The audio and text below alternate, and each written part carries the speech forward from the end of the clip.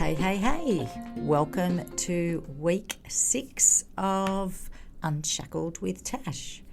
Hope you enjoyed last week's segment on our recalibration tools and our refocusing and the above the line, below the line thinking. I hope there's strategies that have helped you out in some way over the last week. Today I just want to add to that topic, and that is on the mind and body connection, which is also known as epigenetics. And what I'm going to teach you today is a very baseline and surface level epigenetics, because that's a whole different topic. A whole topic just in itself. But basically, the mind and body connection is how we can actually make ourselves well, or we can make ourselves sick. And this is something that absolutely blew my mind. I could not believe the amount of energy and effort we put into making ourselves sick. So just a baseline, in the late 70s, it was believed that it was pre-programmed in our bloodline and our families about the diseases that we're going to get. So you remember, used to say, Mum's got high blood pressure, so I'm going to have high blood pressure. Dad's got cholesterol, I'm going to have cholesterol. We've got cardiovascular disease, we're all going to get cardiovascular disease. Me, myself, I had diverticulitis, and I've had bowel resections and lots of other procedures because of it. And I was told it was because my dad had it. Anyway, in this last 8-9 years, I've learned so much about the mind and body connection. And it is scientific fact and research-based through Dr. Gabor Mate, Dr. Joe Dispenza, Bruce Lipton, Greg Braden. They have all done studies to show that there are only 3 diseases that are actually genetic. And they are muscular dystrophy, cystic fibrosis, and ALS, which is amyotrophic lateral sclerosis, I think it is. And they're the only 3 that are genetic. The rest are all stored trauma, stored emotion, pain that we haven't relieved or released, childhood trauma, the stories that we tell ourselves. So when I talk about our family's bloodline and hereditary, if you were told your whole life that you were going to get that particular disease or that particular diagnosis, if you convince yourself and you tell yourself long enough that that's what's going to happen, guarantee you that's what's going to happen. I used to tell myself all the time, I'm going to get my dad's bowels, I'm going to get this, I'm going to get that, I'm going to put on weight like my mum did at this age, I'm going to do this. I, over the 30 years as a paramedic, used to listen to people say, oh, I've got high blood pressure and high cholesterol, and I've got this because my dad had it, my mum had it, my grandparents had it. So do you see the pattern? It's a belief system. And there is now so much research to show that it is environment. It is your environment and your belief system that you basically end up with these diseases. So if you have dis-ease, it equals disease, right? And the body remembers pain and trauma and things like that. So it will stay in your system and cause disease if you don't start to work on releasing the trapped emotions, trauma, stories, things that you've got in your body. And they used a really good example of a set of twins in America. And the twins were separated at birth, right? And one of the twins went to a really healthy, sporting family, and the other went to a family that ate junk food, didn't exercise, were all unhealthy, had high cholesterol, high blood pressure, obesity, depression, anxiety, anger, frustration, all those things, right? Now, those children did not know that they were adopted. So they were separated at birth and they were given to two different families. Now, the healthy one, the one that went to the healthy family, has no issues later in life. They've researched and followed these children. The one that went to the unhealthy household believed that because his parents had high cholesterol and high blood pressure and cardiovascular and all these things and obesity, he will be the same. And guess what? He was. Now, he was not aware that those parents were not his biological parents. So his belief system took over and said, oh yeah, that's what's happening. You're going to be this, you're going to have that. So do you see what happens when we tell ourselves something long enough? It is going to happen. So all those times where you say, oh, you know, mum had endometriosis, mum had ovarian problems, mum had this, mum had that, I'm going to have it. That's just how it is. That's genetics. That's what happens. But as I said, there are only 3 diseases: muscular dystrophy, cystic fibrosis, and ALS. And something that Gabor Mate speaks about in his book, which is phenomenal, The Myth of Normal, he says the problem with the Western world is that nobody stops and says to the child or to the person or anybody that's coming into the doctors, what happened to you? They automatically say, what's wrong with you? So you're going in already with a, oh wow, what's wrong with me? What's wrong with me? Oh my God, there's something wrong with me. I knew there was something wrong with me. So your belief system dictates your thought process. Okay? And doctors so quickly medicate. They don't actually look at the holistic or the traumatic or the childhood trauma to see what's actually happening. And they are just so quick to throw the book of prescription pad at you, right? And every part of your body that stores something will be indicated by an injury, an illness, a sickness, inflammation, joint pain, knee, shoulder, back, bowel. Like stomach and bowel is like the epicenter for stress and trauma.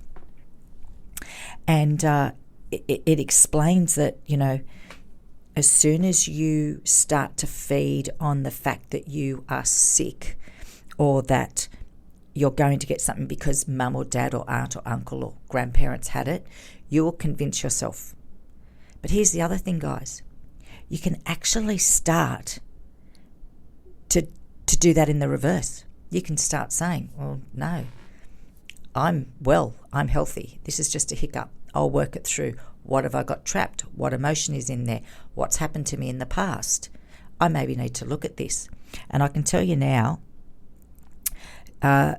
if you don't start looking at your body and start looking at what's storing, you will continually have health issues. And I did not know this. When I had my accident, when then I had all my trauma and all my injuries, I had no clue of the amount of stuff I had stored within me. And this is the thing. We have, and like I said, this is a complete section I do in my program, which takes a few hours. But basically we have these sections in our body where proteins are released, and it either takes you down the negative path or the positive path. And it's like a coding that's unlocked.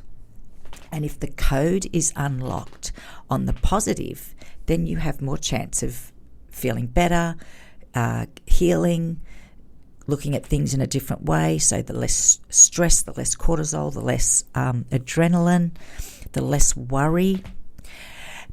And that part of the body starts to do the work, and it feeds off the positive proteins coming in. On the other side, we have the negative coding. And if you open that and release that with, oh my God, I'm going to die, this is bad. I remember my dad died at 54 and this happened and that happened. And if you keep feeding all the negatives, you are going to keep opening more and more DNA and cells to be exposed to that negative protein that's coming in. Now, I know you're saying, well, that's crazy. Like, that doesn't happen. Well, it does, because everyone has the genetic makeup to get something. Everyone. No one is exempt. It just depends which wolf we're going to feed, okay? Family history is not correct. And I'm happy to show the evidence for that and send the books out and get you to listen to the podcasts with Dr. Joe and Dr. Gabor Mate. Like, they're phenomenal at this research. And it just goes to show that no matter what we believe is what the outcome is going to be, okay? So a really classic example, the night of my accident, I was thrown back into the emergency area because I was screaming. I was in so much pain. I was screaming, and they were like, oh my God, she's having a massive bleed. They threw me back in to have a CT to then find out that I had nothing. It was my body remembering the trauma of everything else that has happened. Your nervous system it has memory. So it's remembering everything else that's happened to you, and it doesn't know how to cope.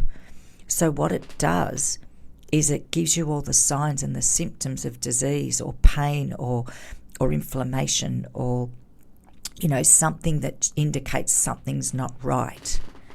And what's actually happened is it's your nervous system remembering. So until we actually heal that nervous system, regulate that nervous system, heal the trauma, heal the wounds, go back to where they began, you are constantly going to be fighting your own body. And like I said, the doctors are so quick to medicate, they don't ask you what happened to you. If somebody had asked me years ago what happened to me, I could have given them some history, not all, because it came out more and more the deeper I went with healing. And that's the other thing, guys. We often don't remember a lot of our traumas or events because our brain is so clever. It stores it so deep that you forget it was so painful or so bad that it just doesn't want you to remember. So it's not until you do this work where you are peeling the layers, like constantly peeling those layers, and recognizing what's really deep down there. And once you've done that, it's a game changer. It releases your body, it helps your fascia, it helps your inflammation, your hydration, your joint pain, all of those things. And this is the really important thing here is look at the environment. Like those two kids, they were from the same mum, put in different environments, and look what happened. That's proof in itself. Like, that child that believed he came from the family of unhealthy, obese, high blood pressure, high cholesterol, cardiovascular, all those things. He believed that was his makeup. So, again, look at your environment. Look at what you're telling yourself. Look at your history. Look at the people you're hanging out with. Look at your lifestyle. Look at your exercise, your diet. All those things, they make a huge difference in what your outcome is going to be. And remember, If we can talk ourselves into being sick, we can 100% talk ourselves into being well.